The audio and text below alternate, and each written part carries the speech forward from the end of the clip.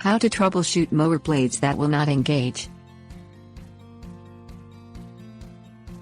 The blades of a riding mower must be engaged for the tractor to cut. When the blades no longer engage, inspect the mower for damage and defects. A few factors may cause the blades not to engage. Checking these things yourself can save a costly repair bill. Things you'll need: deck belt, metal putty knife. Check the blade rotation control lever to ensure it is securely in position. Wiggle the handle to ensure it is not stuck between positions. Check the drive belt for damage or excessive wear. Replace if needed.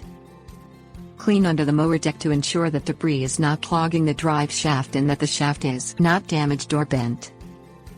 Level the mower housing, making sure the blades are even. Tips: warnings. Wear gloves when handling mower blades.